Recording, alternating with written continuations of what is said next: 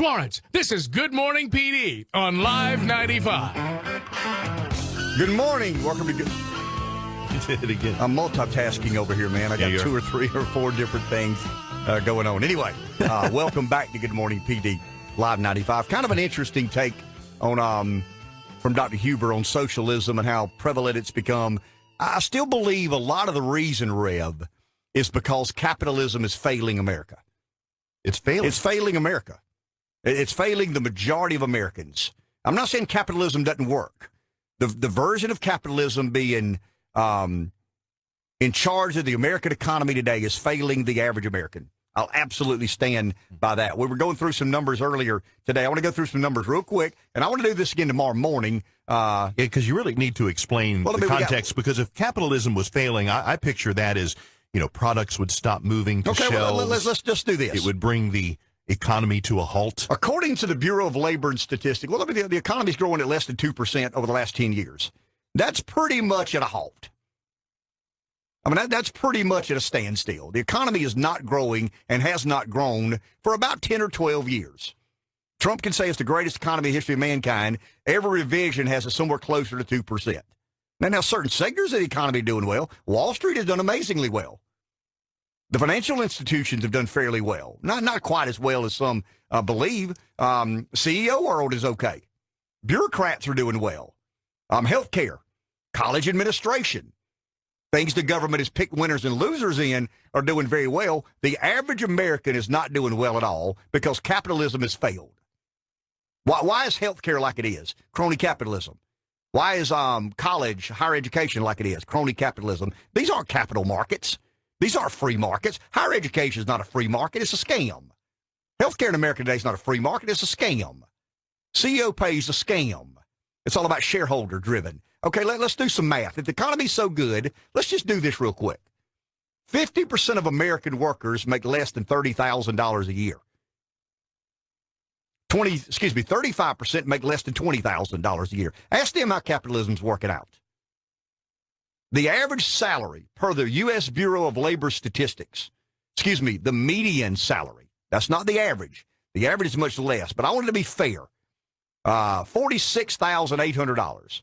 That means there are just as many people in America making less than 48 as there are making more than 46.8. Okay, let's do this. That's $3,900 a month. We pay about 30%. The average American pays about 30% total tax burden, income, goods and services, property tax. Every time you execute a financial transaction in your world, you're normally dinged in the head with some sort of tax. So your monthly tax burden is about $1,170. Once again, that's income tax. That's payroll taxes. That's goods and services. That's property tax. That means you end up with about $2,730 net to be a consumer. Hold that number in your head, Reb. That's the median take-home income after taxes, property, income, economic transaction, whatever. Every tax you incur in the course of a month comes up. It's actually 29.6% per the Bureau of Labor and Statistics. But let's round off and say 30. That means the average American today has $2,730 to spend 1 month to the next. Average house payment's $1,030. The median. I want to compare median and median. The median house payment in America today is $1,030. The median car payment in America today is $523. The median health insurance premium for an individual is $321. For family is $833. The deductible for an individual is $4,358. The deductible for a family is $7,983. The median power bill in America is $110. Those are things you kind of sort of got to have. I mean, you said you're not going to live your life without health insurance. You can't live your life without a house. You can't live your life without a car. Some houses are less expensive. Some are more expensive. Some automobiles are more expensive. Some are less expensive. Healthcare, power bills, the same. But I took the median income and applied the average tax. Means the average individual in America has $2,730 a month to spend. By the time he pays his median house payment, his median car payment, his median health insurance payment, and his median power bill, he's got $746 a month left over to go have a big time. Like buy food? Buy food. Buy your dog food. Buy your cat food. Carry your girlfriend out to eat. Carry your husband or your wife. Go buy them a Christmas present or a birthday present. We're toast. The working class is toast in America today. Those are real numbers. Those are per the U.S. Bureau of Labor and Statistics. And they released their report on usual weekly earnings of wage and salary worker. So the waged and salaried worker in America today, the median income is $46,800. Apply the tax, deduct the necessities. I'm not talking about the luxuries of life. Certainly not. And once again, if you believe that capitalism is working, then how do you explain that? How do you explain the median income, the median tax, the median car price, the median home price? You can't. It's broken. It's terribly flawed. How do you explain 50% of Americans making less than $30,000 a year?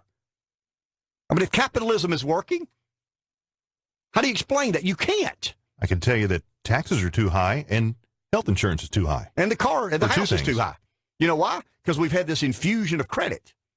And guess what credit does? It distorts the marketplace. Credit allows you to buy more car than you could afford, allows you to buy more home than you could afford. And that's what we do.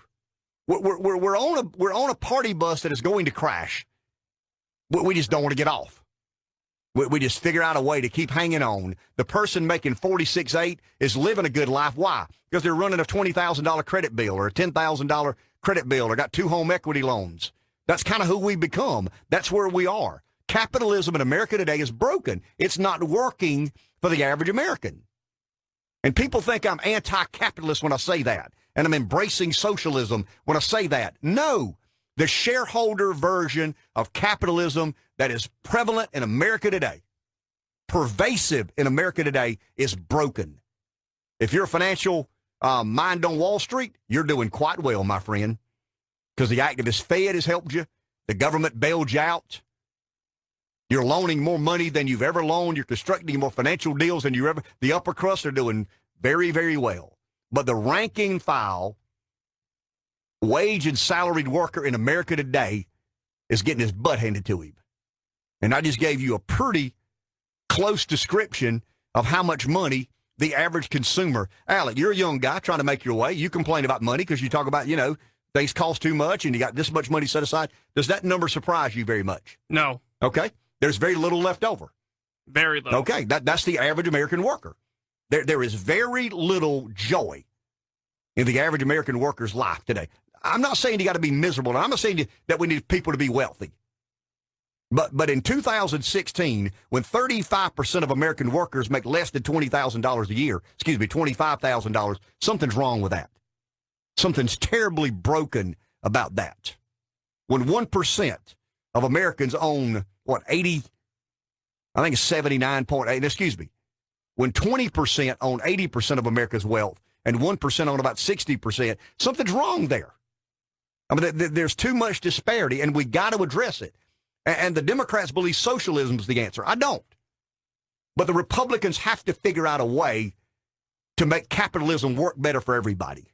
Because right now it's not. And I'm telling you, trust me on this. First, it was a vote for Trump. If you're not careful, it'll be a vote for Bernie. And if you're not even more careful, here come the pitchforks. These are revolutionary sorts of soil conditions that lead to political and civil unrest. And this country and its political apparatus better take it more seriously than they are. McCall Farms, our sponsor. Good morning, PD, Live 95.